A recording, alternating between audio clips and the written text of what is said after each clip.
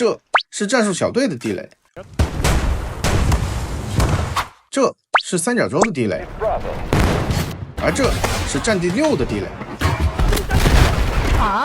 你说这个会自己站起来跳到空中，再给坦克一个脑瓜崩的玩意儿，也能叫地雷？大家好，我是咕咕米老板，今天我们就来聊聊这个会飞的反坦克地雷。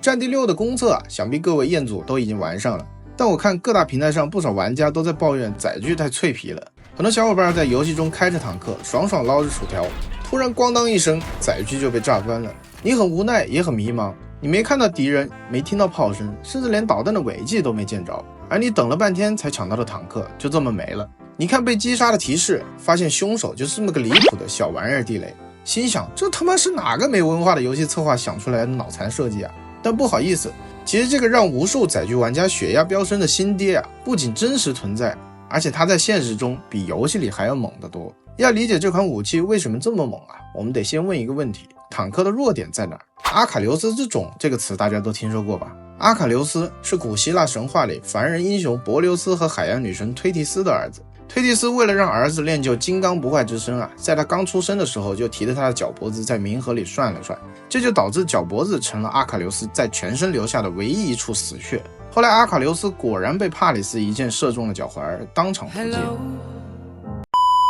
而坦克的天灵盖就是他的阿卡琉斯之种。为了控制重量、布置舱门和观瞄设备，坦克的顶部装甲往往只有几十毫米厚，相比正面动辄上千毫米的等效防护，简直就像一层纸。有兴趣的小伙伴可以看我们之前讲的关于坦克的一期。而我们今天的主角就是一把专为坦克天灵盖而生的开颅手术刀，它的名字和战地6里一样，就叫做 PTKM-1R， 但它在现实中既不是美军也不是和平军团的装备，它 Made in Russia， 是俄军最新研制的智能感应地雷。那么这把手术刀到底有多锋利呢？它的弹头直径220毫米，内含爆炸物 2.8 千克，战斗部能击穿超过70毫米的军制钢装甲，足以击穿大部分的坦克炮塔顶部和防御薄弱的发动机舱盖。更可怕的是这把手术刀还长了眼睛和耳朵，它的声学和地震传感器最远能在200米外就听到坦克的动静，然后在50米范围内发动致命一击。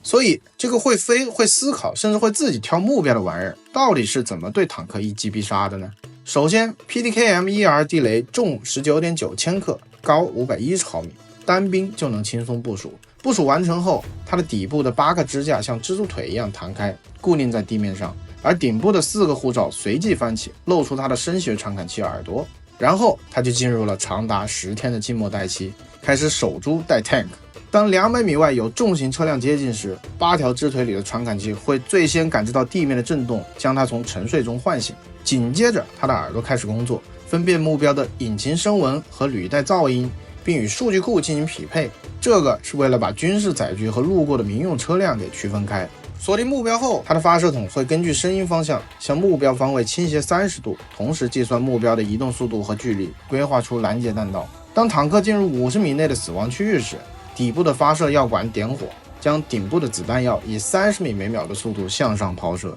在飞向约30米的高空时，子弹药开始旋转并稳定姿态，它的眼睛、主动雷达和红外双模导引头瞬间开启，在抛物线的顶点向下锁定坦克发动机炙热的红外信号，并发起打击。它使用的是一种叫爆炸成型弹丸的战斗部，简单说就是用炸药把一块碟形的金属盘瞬间高温锻造成一个高速旋转的金属弹丸，以几千米每秒的速度依靠纯粹的动能砸穿装甲，从而摧毁或瘫痪目标。那么这么好用的玩意儿它是怎么被研发出来的呢？要说这货的源头就不得不提起蓝星第一战力的美军了。话说在遥远的塞伯坦星球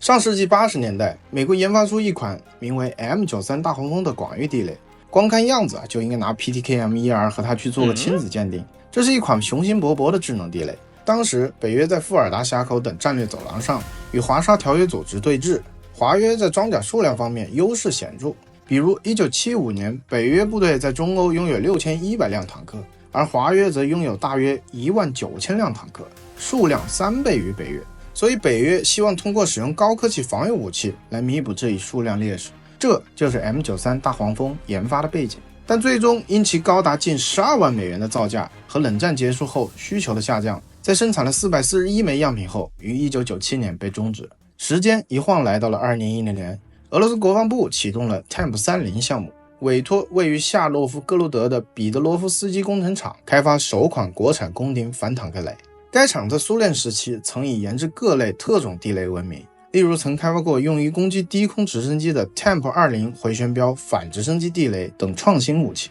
这为 PTKM-1R 的研发打下了技术基础。据报道， PTKM-1R 在2015年至2018年间秘密研发，直到2018年初俄媒才首次公开其存在。当时其样机已经进入了测试阶段，军方还给了起了个绰号叫反坦克哨兵。那么美国当时研发的 M98 大黄蜂地雷那么贵，美国人自己都造不起，俄罗斯这款 PTKM-1R 地雷会便宜一点吗？虽然这货的采货单价肯定是保密的，但我们可以从乌克兰的一个在线拍卖网站找到一些线索。2023年，一枚战场上的 PTKM-1R 残骸经过竞价，最终以3万乌克兰格里夫纳的价格成交，按当时的汇率计算，约800到1000美元。尽管只是残骸，但从该收藏品的价格，有专家推测，一件全新的 PTKM-1R 的成本很可能在1到2万美元左右。这对于动辄几百万美元的主战坦克来说，确实是个巨大的威胁。而这款地雷最早的实战，反而是先出现在游戏里。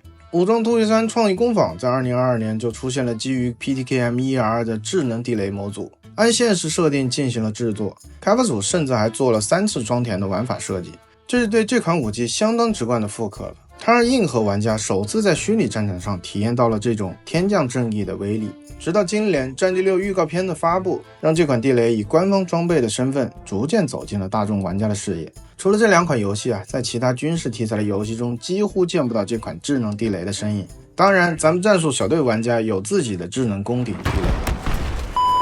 那目前战场上就只有俄罗斯一家在研发智能地雷吗？非也非也。在大黄蜂项目失败后，美国佬卷土重来。2022年，美军公开招标新一代攻顶反坦克地雷，要求杀伤力超越 M93， 并且联网可控。很快，美国德士隆公司推出了 XM204 方案。XM204 是一个模块化系统，一个发射器里有4枚子弹药，可以联网遥控、远程激活和关闭，待机时间长达6个月，突出一个智能雷场的概念。今年4月，由美国陆军完成了测试。而在欧洲，老牌列强们也在研发自己的智能地雷。芬兰和捷克联合研制的哨兵地雷同样可以联网，让指挥官在屏幕上动态布防，而且成本控制得极好，性价比拉满。而与这些被动防御的地雷相比，另一条技术路线则显得更为激进。它将智能攻顶的子弹药通过155毫米火炮远程投送，比如德国的 SM-ART155 炮弹内含2枚子弹药，在目标上空抛出后会展开降落伞，